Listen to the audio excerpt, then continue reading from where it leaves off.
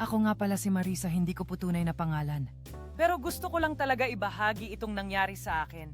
Baka sakaling may makarelate o may makapagpaliwanag kung bakit ko ito naranasan. Mahilig po talaga akong bumili sa Ukay 2. Alam nyo yung excitement kapag nakakita ka ng branded na damit na sobrang mura. Ganun po ako. Isang araw may nadaanan akong maliit na ukayan. Tapos may nakita akong kulay itim na dress. Ang ganda niya, simple lang pero classy.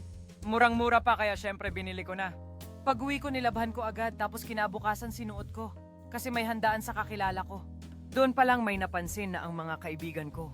Ang sabi nila, "Uy Mars, ba't parang ang bigat ng aura mo today? Parang may kakaiba ah." Napangiti na lang ako pero deep inside ramdam ko rin na may kakaiba. Parang biglang ang lungkot-lungkot ko tapos ang bigat ng dibdib ko as in parang may nakadagan.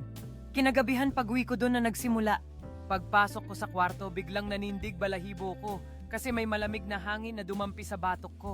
Naisip ko baka gunigun. Pero pag humiga ako amoy na amoy ko talaga parang bulok na lupa na may halong kalawang o dugo. Bagong laba yung damit kaya hindi ko maipaliwanag. Pagkagising ko kinabukasan may mga pasa ako sa braso, parang piniga o hinawakan ng mahigpit.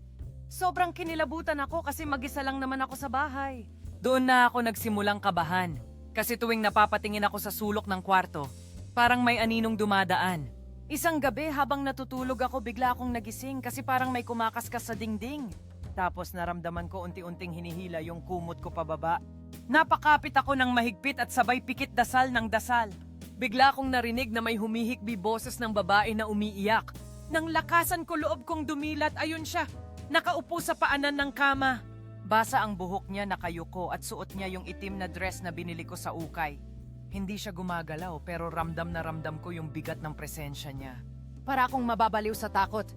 Hindi ko na alam ang gagawin, pinikit ko na lang ulit mata ko at nagdasal. Nang magmulat ako, wala na siya. Kinabukasan, tinapon ko agad yung damit kahit sobrang nagagandahan talaga ako dun. Sabi ng iba, posible raw na may espiritu sa damit. Lalo na kung galing ito sa taong namatay nang hindi na tahimik ang kalagayan. Simula noon, hindi na ako bumibili ng damit sa Ukay 2. Kasi hanggang ngayon kahit wala na yung damit, pero yung alaala na natili pa rin talaga. Sa katunayan nga tuwing napapadaan ako sa mga Ukay store, di na talaga ako napasok.